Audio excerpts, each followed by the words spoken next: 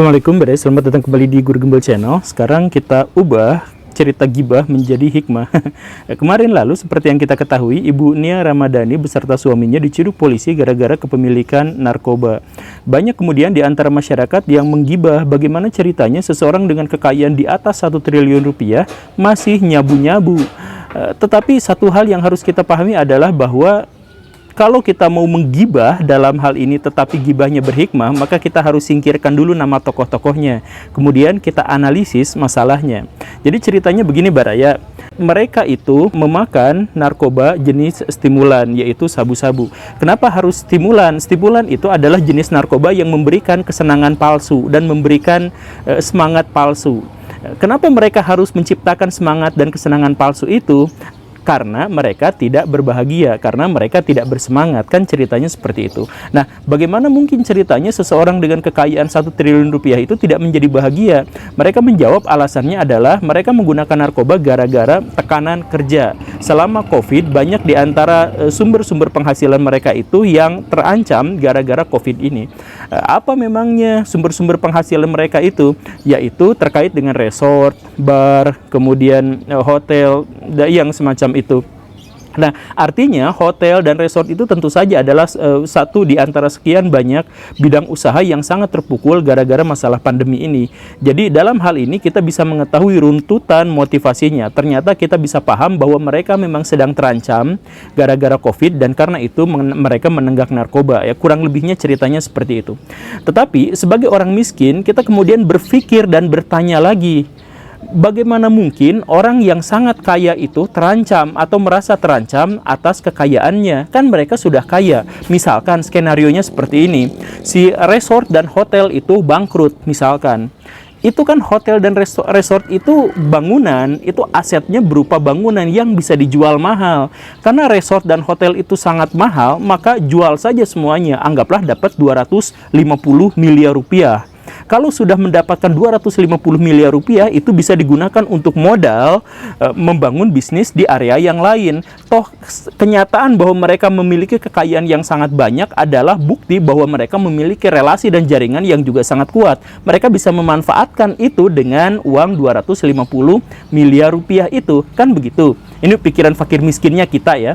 Dan seandainya pun misalkan kita tidak mau bekerja, udah menyerah, 250 miliar itu adalah uang yang sangat banyak. Seandainya kita menghabiskan uang untuk belanja seharinya 2,5 juta rupiah, maka uang 250 miliar itu hanya akan habis setelah kita menggunakannya dalam 270 tahun.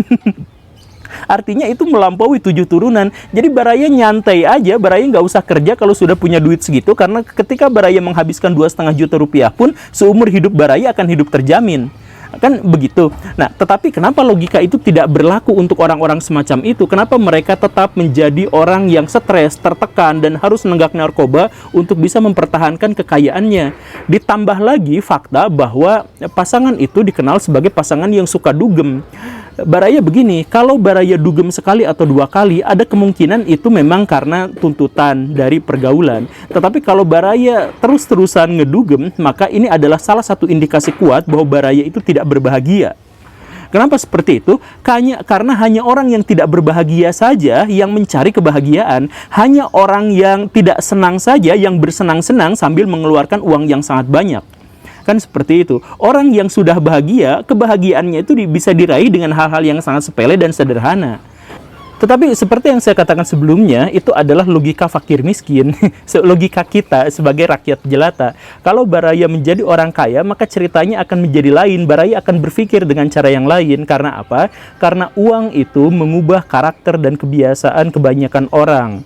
Maksudnya, kalau Baraya hidup dengan penghasilan 2 juta rupiah per bulan, maka Baraya akan hidup hemat, santai-santai saja, dan Baraya akan mendapatkan kesenangan yang luar biasa, yang hingar-bingar, kalau Baraya tiba-tiba mendapatkan uang kaget 10 juta rupiah. Begitu kan? Tetapi kalau Baraya penghasilannya adalah 200 juta rupiah sebulan, maka Baraya mendapatkan bonus 10 juta rupiah. Baraya akan biasa-biasa aja. Kesenangan yang dulu Baraya dapatkan dari uang itu, Baraya tidak akan dapatkannya lagi. Artinya apa? Artinya semakin kaya seseorang, semakin mahal kebahagiaan yang bisa diraihnya. Atau contoh yang lain, dulu waktu saya nge-YouTube dengan gaji bulanan 2 juta rupiah per bulan, maka saya menjadi senang luar biasa ketika saya mendapatkan 7 juta rupiah sebulan. Tetapi sekarang ketika penghasilan bulanan dari YouTube itu sekitar 20-30 juta rupiah, maka saya menjadi biasa-biasa aja dengan rezeki yang lain lagi. Bahkan saya sekarang malah terbebani. Saya jadi agak khawatir ketika penghasilan saya berkurang daripada 20 juta rupiah sebulan. Kan ini adalah kemampuan uang dalam mengubah karakter dan kebiasaan seseorang. Maka begini Baraya, adalah satu hal yang sangat fatal ketika Baraya menganggap bahwa kekayaan itu berkorelasi positif dengan kebahagiaan. Ingat, itu adalah sesuatu yang sangat-sangat lain. Kekayaan itu terkait dengan potensi kemanfaatan Baraya, bukan kebahagiaan. Makanya adalah sangat picik, adalah sangat buruk orang yang mengatakan bahwa nggak usah kaya, kekayaan itu nggak akan dibawa mati. Yang penting mah hidup bersyukur dan sebagainya. Itu adalah orang-orang yang picik karena mereka beranggapan bahwa menjadi kaya itu gara-gara itu bisa diarahkan untuk meraih kebahagiaan. Bukan seperti itu. Kekayaan itu kita dapatkan agar kita bisa memberikan kemanfaatan untuk sebanyak mungkin orang.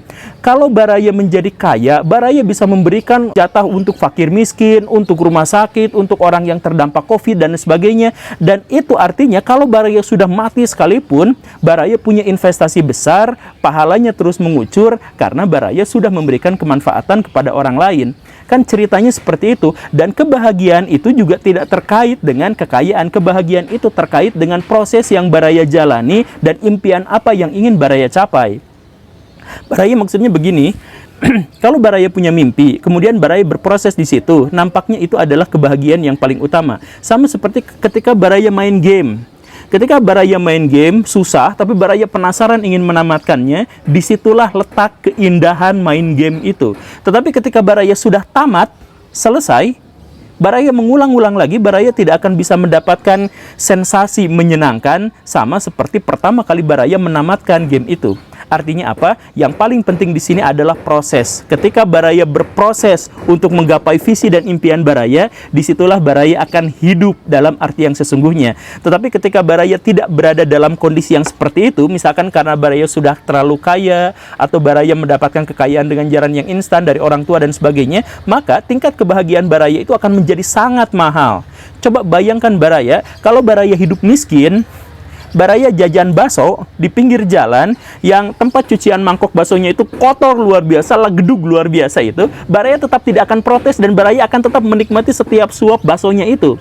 Tetapi ketika Baraya menjadi sangat kaya raya, kemudian kekayaan itu tidak mendapatkan kebahagiaan, maka Baraya tiduran di hotel paling mewah sekalipun, Baraya bisa protes hanya gara-gara ada satu lalat masuk ke dalam ruangan. Maka sekali lagi jangan pernah korelasikan antara kebahagiaan dengan kekayaan. Baraya harus menjadi kaya karena dengan itu Baraya bisa memberikan kemanfaatan buat sebanyak mungkin orang. Dan Baraya harus menjadi bahagia dengan hidup dalam proses yang berkesinambungan untuk mencapai visi yang sangat indah dan nyata. Itu saja, semoga gibah ini memang benar-benar berfaedah. Terima kasih karena sudah menyimak. Saya Guru Gembul pamit. Assalamualaikum warahmatullahi wabarakatuh.